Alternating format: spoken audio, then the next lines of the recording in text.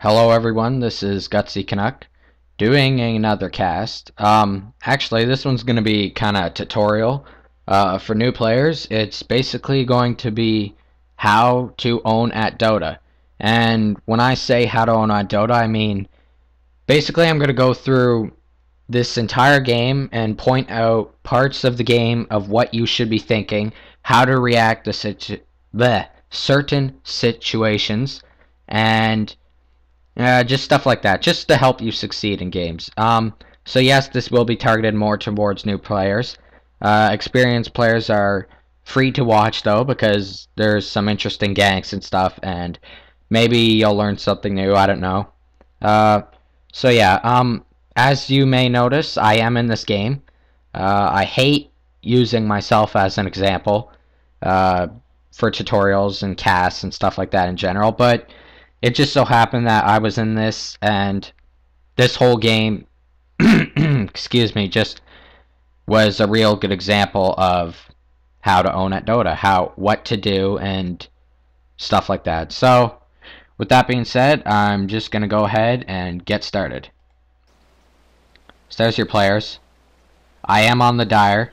Now, the first thing you want to do in a game is during hero selections. So as you can see, the opponents have already selected, oh wow, they selected Animage and Lion. So there's an agility and an intelligence. Now we're gonna go through this game mostly in my perspective as my hero when I choose my hero. So we're gonna pretend that you're playing as me. Okay, so at the moment what I am thinking, which I'm on the Dire, is okay, so my opponents have selected an intelligence and an agility. So I'm probably thinking my team's gonna be thinking the same thing, mirror them. So they've selected another intelligence. So my team's probably gonna be thinking the same thing. And there you go, there's one intelligence to match for one of theirs. Also, like some people say not, there's another intelligence. So at the moment we're mirroring. Some people say not to pick like not to pick your heroes right away and stuff, but I really don't think that matters. Actually, I'm just gonna pause for a second. So yeah, don't worry about when to select your heroes. I mean, the pros at this game, they worry about that, but that's why they have captain's mode and stuff like that. So it doesn't really matter when you select your heroes. It's just when you select, you could pick your heroes accordingly to mirror, to counter, and stuff like that. So for my team, we've got an agilitance. If they come out with that, I'll laugh. No, we've got an agility. So you look at the top here of your screen, it is completely mirrored. Got 2 intelligence, 1 agility. And there's their team down here. So I'm gonna replay. So at this moment, prepare for battle. There you go. My teammates picked a strength. Oh, that's another thing. It's good to follow. And they've picked a strength, actually 2 strength. So at this moment I'm probably thinking, okay, should I mirror or should I pick a hero that's going to give my team the advantage? Because we're pretty much the exact same at the moment. Except for I'm noticing that they have a Tiny, an Omni Knight, and an Animage, which are extremely dangerous heroes. So I'm going to probably pick a hero that's going to tip the scales in favor of my team. So probably an imbalanced hero is what I'm thinking. I could mirror, but I want to keep it safe. The whole point of this game is to win. But otherwise, let's say you don't feel like mirroring. Let's say your team's already picked all the heroes and the opponents haven't. It's good to follow 30 seconds to battle. Like there's a standard code, which is 2 of one attribute, 2 of another, and 1 of another. So for example, for like it would be 2 agility, 2 strength, 1 intelligence, which would be your team, or like 2 agility, 2 intelligence, and 1 strength. And then you'd factor in, should I go a melee hero, should I go a ranged? The battle begins. And stuff like that. I mean, you could totally go all strength and all melee heroes if you wanted for your team, but it's probably not going to work. You want to keep it nice and balanced and nice and even. So I'm going to get into the game now, because I am casting this a bit, although it's mostly going to be from my team's aspect and my aspect of the game. So we got Omni Knight and Tiny for top of the Radiant, there's Ursa, which is me, and Slardar for the Dire. And I'll explain the other lanes in a second. So basically what you're seeing here is just normal creep, whatever. However, I've noticed they're staying pretty close, and we don't want that. So we're going to harass them a bit. This is what you want to do if you're able to. Not all heroes can do this, depending on the situation. But as you can see here, Slardar is persisting, so I'm going to persist as well. We're both very low in HP, but we do have healer things. So I'm getting pretty low. I'm going to want to back out of there. You always want to keep it safe too, while applying harass. But harass is always the better thing to do. Here you go. Slardar is doing pretty good harass. It's not good to do ability harass this early in the game because we're all level 1, so our abilities are going to do nothing. But if you're able to, like if you got mana pots, in which this case Slardar does, go for it. But if you're like Lion or something, if we could actually find our Lion, he's not going to want to spam his... Oh, it's actually called Earth Spike. His Earth Spike at level 1. If you're going to do ability harass, wait till level 3. So in this case, he's level 2, so when he gets to level 3, he'll probably level Earth Spike again. And then he would start using Earth Spike as a harass mechanism. In this case, though, this Lion is not doing that, which is probably not good. So we've got Anti-Mage and Lion for the bottom of the Radiant, and we've got Weaver soloing for the bottom of the Dire. We have 2 solos, Windrunner, which has moved up here to do an early gank for the Radiant, and we had Silencer for the Dire. So we'll see how this pays off. Not a good spot to be doing an early gank, considering Enigma has spotted it. I have now spotted it, so we're going to react accordingly. And here we go. So, she originally came up here to do a gank, and it definitely did not help.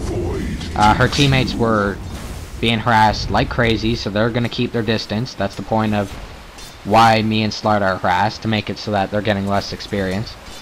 And she probably should have took this way to do it. But anyways, and then we've had... I'm just making effective use, as you can see here. I'm too low in HP to resume my lane, but I had lots of mana, so I'm just using up my mana to get some experience while I gradually head my way back to base to heal. See, Slardar has a lot of mana, but can't really do that with creep, so it's just going to head back right off the bat. And yeah, I already said Enigma's neutraling. Windrunner and Silencer aren't good heroes to be soloing with, but considering they both aren't good heroes to be soloing with, it kind of cancels out each other and makes it even, so gives a reason for both of them to solo. As you saw, Windrunner did do a gank at level 3. It is probably best if you're soloing, and in most cases the solos do usually gank. You want to gank when you get your ult. So level 6, when she gets her ult, it would have been a better time to go out and try ganking. So there we go. Weaver doing a lot of damage at bottom. Actually could possibly get another kill here, so Lion's gonna try and escape this. Beautiful Earth Spike by Lion, however, is getting pretty low. There's the Shikuki, and Weaver gets an early game double kill, which is definitely not good, especially for a Weaver to get. That is going to be really difficult. And there's a random pause. Yeah, that's Shikuchi. That's what that's pronounced as. So yeah. I guess there's some lag. I don't know. It's being pretty standard. I mean, my team is in the lead at the moment, but that could change very easily. Especially with Tiny and Omni Knight at top. They're both very destructive. This is an extremely destructive combo, so... I mean, heals, deadly... Actually, okay, that's why our harass has been pretty effective. This Tiny went Craggy Exterior rather than Toss, but then again, we are harassing, so that's probably a good reaction to go. But he doesn't want to get that up anymore. He wants to start working on Toss, just to counter harass us, because they don't want to stay in the situation they currently are in, which is they have to keep their distance, because otherwise we're going to go and teach them a lesson. And with them keeping their distance, that's just going to allow us to take our time to deny and last hit. See, I managed to get a last hit there. And notice, even though our harass has been effective, our creeps are now starting to push their tower. So in this situation, let's say you're in this situation, you're gonna want to not really just, you don't want this to happen. So you're gonna avoid auto attacking as much as you can. And in fact, I think I'm gonna react accordingly to this situation, and I'm gonna try a neutral pull, a creep pull, which basically I'm gonna take these creeps, as you can see here, for the new players. I'm gonna bring them out here so that my creeps will fight them. This just helps to pull our lane back because we've advanced too far in theirs. And yeah, in which it did. So here we go. See, pulled it right back to our tower. That's gonna just prevent them from even more EXP, and it's also gonna allow us for the next creep wave to battle in here rather than up here. And actually, Enigma's gonna try a gank. Probably didn't let us know. I'm not sure. I can't recall. That's another thing. You always want communication with your team, which Windrunner should have did that one time she was ganking, and Enigma should have did that time. So there we go. Omni Knight's taking a lot of damage. Heals. Can maybe get out of there. No, it's not looking good. I managed to get the kill. However, Tiny has decided to come back and help. Not a good idea, because that completely backfired for both of them. That's another thing. No situations. Like, I knew Tiny was just trying to help, and had lots of mana to help, but it was just timed badly. His teammate died before he helped, which just made it so that it was 2 versus 1, as in Slardar and me versus Tiny, and that doesn't help. Radiant's top So these two are doing good in mid. She's still not even level 6 yet. What level is Silencer? Level 7, because he stayed in the lane rather than her. And we're gonna have a gank at bottom here, so you always want to be ganking too. This is pretty early to do a gank, but by the time you hit the 10-minute mark, you should definitely be moving out of your lane and ganking, no matter what hero you are. Work as a team, stay together. Weaver's gonna keep this a bit risky, but is easily able to escape this due to the Shikuchi. I think I just battled creeps normally. Because we pushed too far again, and since I didn't time a creep pull properly, I decided to creep normally to maintain constant EXP. Now, as you can see for items, most people go Vlads with Ursa. I mean, Ursa is an extremely cheap hero, so a lot of people rush Vlads to make him even more cheap to get that early Roche, because you could 1v1 Roshan level 7 if you rush your Vlads early enough. But in this case, I chose to go phase boots because me and Slardar are doing such an effective job dealing with top lane that I can go this. It'll just help us to get more kills, and more kills equals more money, and more money equals a fast Vlads anyways. Not as fast as rushing it, but still fast enough. So I have my ring regen. I'm working towards my Vlads, which is very standard with Ursa. However, it's just going to mean I'm going to be Roshing a little bit later than normal. And I mean, the opponents, pretty much whenever you pick Ursa, they know you're going to be doing Roshan. Like, 1v1ing him soon, so I don't feel there's a rush to do it. It's just going to be too risky. They're going to know, they're going to try and counter it. So I'm going to wait till there's a safer time, and I've got phase boots and my Vlads. Haste! Not a whole lot going on. Looks like Weaver's going to try and gank top. Hopefully has let us know. I don't think he has. Must have. Or maybe we just used our map awareness because we are entering this situation. Let's see what happens. Omni Knight taking a lot of damage. Running away good enough in time. The tower is focused on something else, so Weaver is able to get that kill. And thanks to haste, we'll be able to escape that tower quite effectively. There goes Windrunner. Ooh, just misses due to the Windwalk. So nice time by Weaver there. We've got Slardar. Probably shouldn't be ganking Tiny, especially since 2 teammates of Tiny's are here. And they know, they're just keeping it safe. Magina can always blink, boing, and help out and stuff. I've now transitioned to middle lane. It's almost 10 minutes, so you should be moving around a lot, trying to get ganks. As you can see, Enigma's doing Radiant's that, middle tower thanks is to under his attack. effective neutraling. And if you're playing a hero that can neutral creep right off the bat of the game, it's best to do so, because that just means Radiant's rather than bottom one tower solo is for your under team, you're attack. gonna have two, and that's gonna help your team a bit more. Always buy a courier. You could buy a courier right off the bat of the game, but make sure to upgrade it by the 10-minute mark to flying.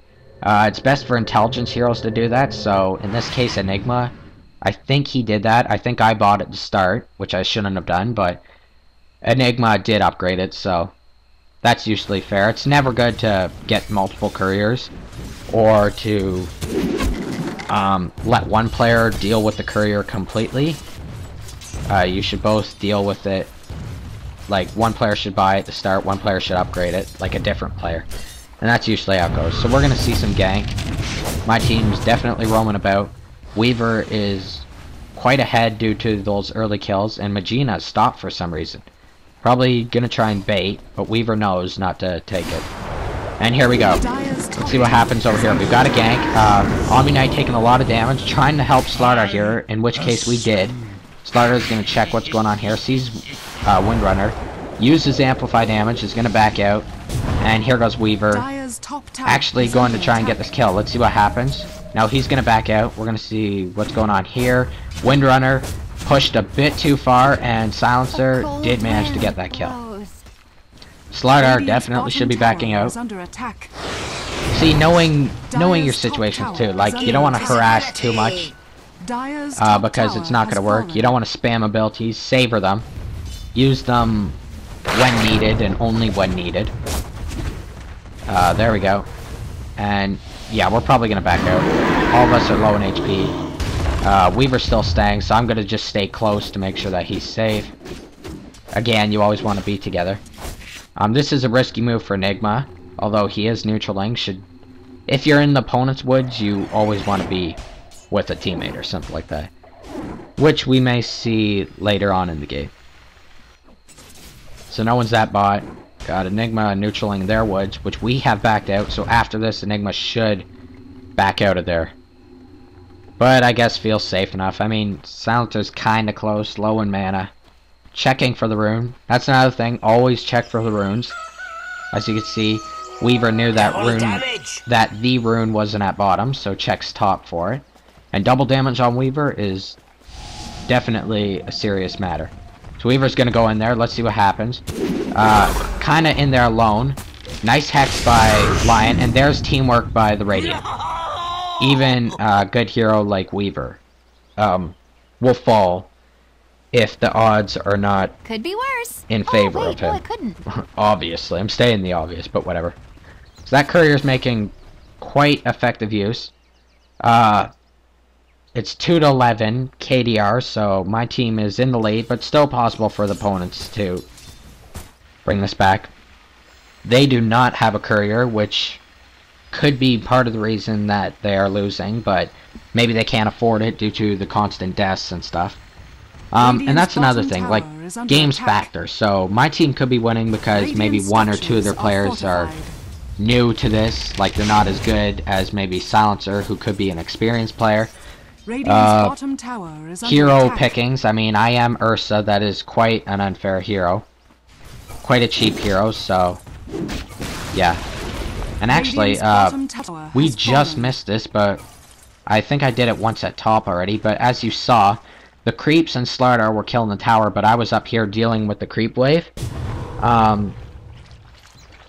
The reason why is it just helps to make it so that Slardar and the creeps do more damage to the tower rather than the opponent's creeps coming and just making it a bit more difficult for us to destroy that tower.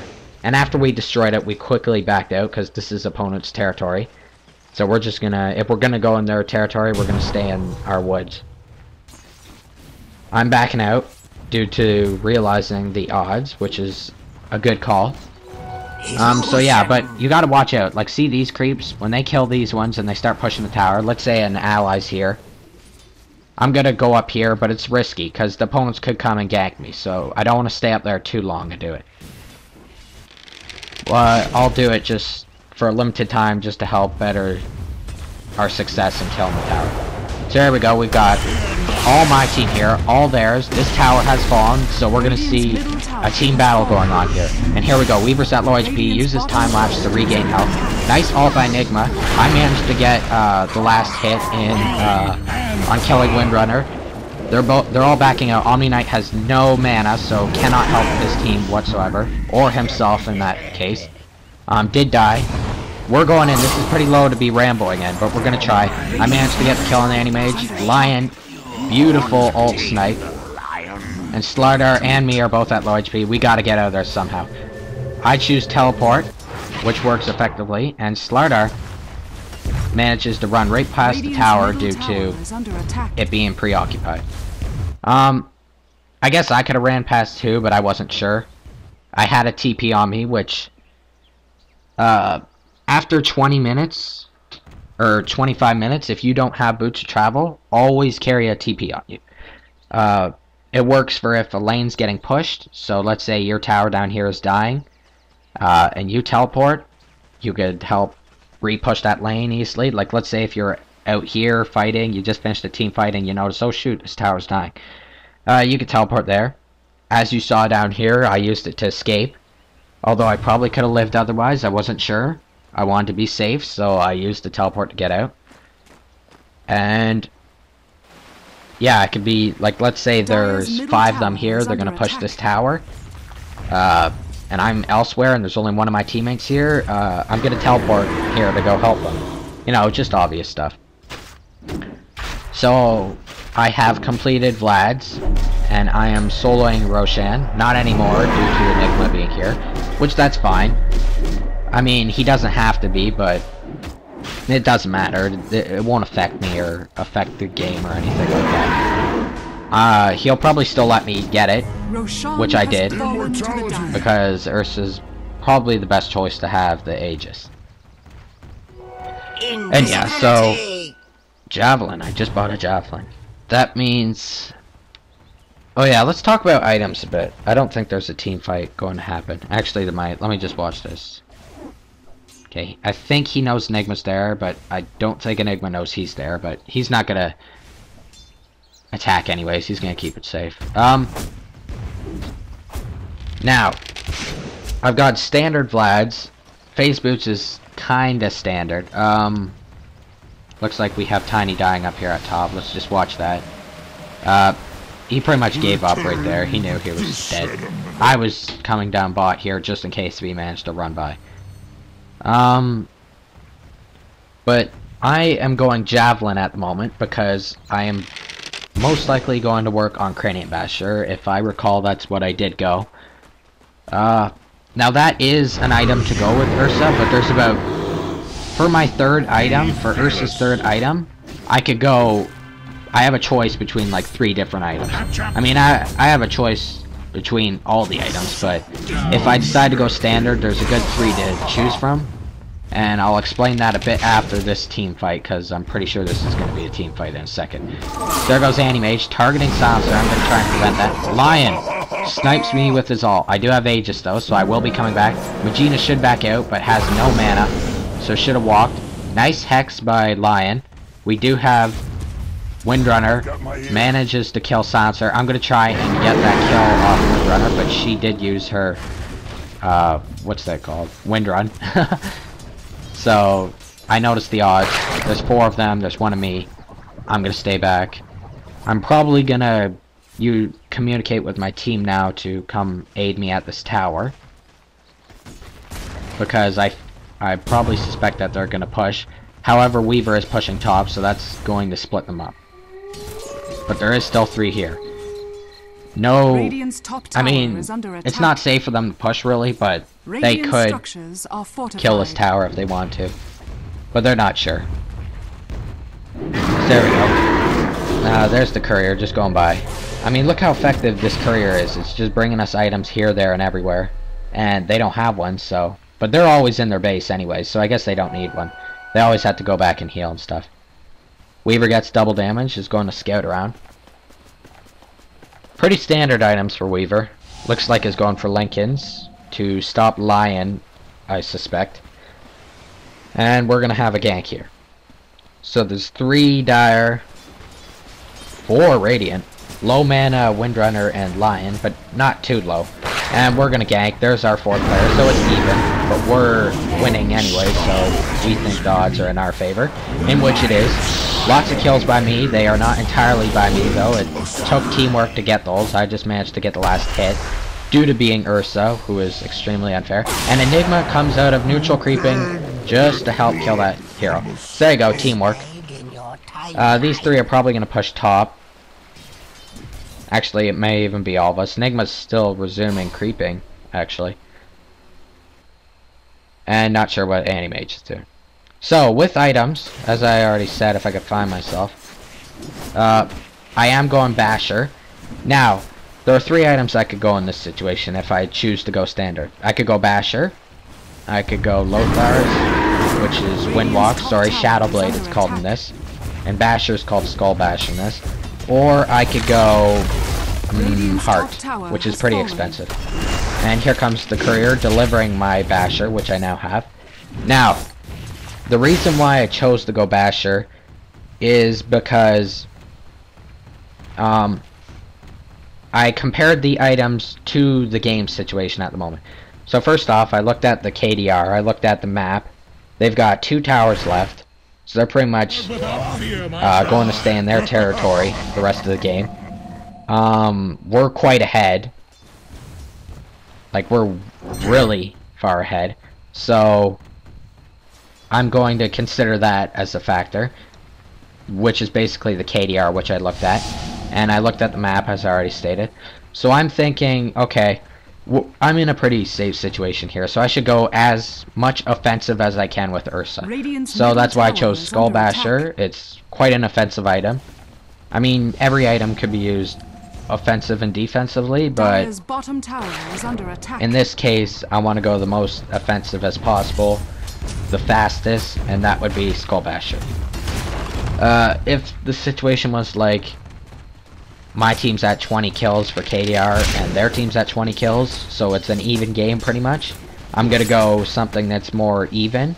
So that would be Shadowblade for the Windwalk, so I could go in and I could sneak up and get kills, and I could also use it to escape easily. So that would be an item that would have equivalent offensive and defensive properties. And let's say we're a bit ahead, but not by too much, so let's say like 20 to 15. I will probably go Heart, because I'm not sure if my team's gonna win, but I know that we're ahead, so we're gonna get a bit more gold, so I'm gonna use that extra bit of gold to get an item that will really help in tipping the scales. And Heart's more defensive too, although with Ursa it's extremely offensive, but I consider it a more defensive item, so that's why I go it. There goes Animage. Gonna try and get out here. Silence should really back out. Unfortunately, it was kicked off too fast. Enigma taking a lot of damage. I'm gonna come in here and mop up that kill. Also, in the process, saving Enigma. And Slardar is going to tank and initiate as much as possible. Although Slardar's more tank than initiating. In this situation, Weaver is definitely the initiator and ganker, but we'll see. See, Slardar's just tanking this tower easily. Should back out though. I'm gonna go in there to help out.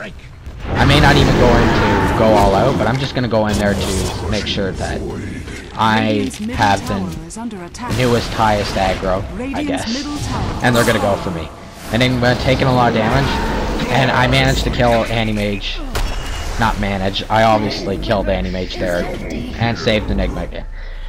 There's the disconnect by Lion. Oh, sorry about that. So, that's unsportsmanlike of Silencer. That's another thing, don't be unsportsmanlike. I mentioned that throughout all my casts, but no matter the situation, you should be respectful of one another and stuff. So there you go, I'm gonna Roshan. Nope. Roshan is not there, but I was just checking just to make sure. Not sure what my next item would be. We just killed middle. Bottom will probably fall soon. If not, we'll just push middle tower. So I'm gonna definitely just keep going offensive. Like, there's no point in me going Windwalk now. Hold on one sec.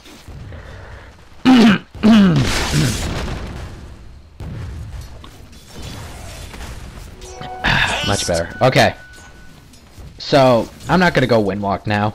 We're too close in their base. I mean, eventually we will, it'll just be their base, that's all. So they're gonna be in here all the time. Windwalk's gonna serve no purpose. There's too much detection in there, and it's just gonna be useless. So I'm either gonna go Heart, or something else. Attack speed, or maybe even mana, so that I can stay down here longer. But it's gonna definitely be a more offensive item. I'm not going to worry about safety and stuff. Although if you are in their base, some heroes do prefer safety. In this case, Weaver is going safety. Preferably for Lion, because Weaver at the moment is having difficulties fighting Lion. Getting pretty low in HP. Nice time lapse. Deeks Windrunner's power shot, so that's good. However, is stunned. There is 4 of them, 1 Weaver. Weaver's going to want to get out of here. And Silencer at low HP, just here for backup. They're all staying close by. Lion dies by Silencer's Curse of the Silent. Tower is under attack. I think that's what it's called. Yes, it is. And Animage manages to use that ult. Windrunner gonna try and snipe off Silencer, in which case succeeds. However, will fall in the process. I'd say that was pretty... Oh, that's another thing you want to know. You should know, when to do certain things. So in that case, she knew to kill Silencer. Silencer was too low in HP to let get away. Although she died in the process, she pretty much knew that was going to happen. But 1 for 1, that's considered even, I guess. Like, if you ignore the previous kill there, that would be 1 for 1, and that would be worth it, technically. So know when to do things, when it's worth it and when it's not. Like if Slardar and Weaver and let's say another teammate's here, and the opponents go in, let's say there's 2 opponents, 3 of my team there, and they're dying, they enter a team fight and the opponents are dying, you don't want to go and help unless you know it'll work. So for example, with the 3 here and the 3 here, if Magina goes in and we start killing Magina, Animage, sorry, like for this situation, we just killed 2 of them, and Omni Knight just ran in. This is a perfect example. Just ran in, obviously to go in and help out. It was probably the worst time to do that because Omni Knight's teammates both died. By the time he got there, they were dead, and that just made it so that he died. And then it could enter a chain reaction, so Tiny will go in next, and Omni Knight's already dead by the time he gets there, and then Tiny dies because there's 4 of my team there. And you don't want to enter situations like that, so only go in to help if you know by the time you get there they will still be alive and you can help them. I mean, I say it's always good to help out, but in those situations you don't want to go in 1 at a time, feeding, like dying 1 at a time. It's just not gonna work. So yeah, I have no clue where I am. Okay, there we go. I figured I was bottom. So yeah, we pretty much pushed their mid tower. Our kills are way ahead of their deaths. I mean, our kills are way ahead of theirs. So I know this game's gonna end. My teammates are just kind of gonna stay around and get it kills and stuff. They're not, at the moment, they're not worried about pushing. But I pretty much know we won, so I'm just gonna get this game over with a bit faster. I'm gonna go for a bottom tower just to make it a bit more of a pain for the Radiant. Our tower is actually getting pushed at top. Hopefully someone on my team knows this and can teleport back. I may have a teleport, I do not. You can always walk back, you don't have to teleport. There we go, see? Destroyed bottom tower. Just a bit more negative for them. And actually, hold on, I have Yasha, so I'm going for Sanj and Yasha, which is definitely good for this situation. I mean, more attack speed from the Sanj and Yasha, the main. I've got the Skull Basher, I've got perfect movement speed for at the moment, and I've got my Vlads to heal upon attacks. Like, that cannot get any more offensive. and it's pretty cheap, rather than just rushing for a heart or something like that. So yeah, not a whole lot going on. My teammates just storing up items for the couriers to bring down. Radiant's bottom tower is under attack. Not really worrying about base pushing, rather kills. Radiant's middle tower Just worrying is under about kills. attack. Okay, Weaver's worrying about the base pushing now. Taking a lot of damage. Back out. Can return though. Radiant's middle And tower here we go. has fallen. Tiny's gonna try and get a kill. Probably not gonna work out though. That's another thing. You gotta know what abilities to go to. Like, I saw this Tiny upon level 6 went ult, and you don't want to do that with Tiny. Just because that early in the game, his ultimate doesn't benefit. And also, this Radiant's Tiny went middle Craggy tower is Exterior under attack. rather than Toss, Radiant's but did that top in tower is response under to our attack. harass, so adapted to the situation. But it's usually best to go standard if you don't know what to do. So there we go. I'm kind of contradicting what I just said. I'm feeding off their levers. But I'll probably get back to killing their base. I mean, they got one tower. Low HP. We could easily end it. And the game just ended because all of them left. So there you go. That's a good game. I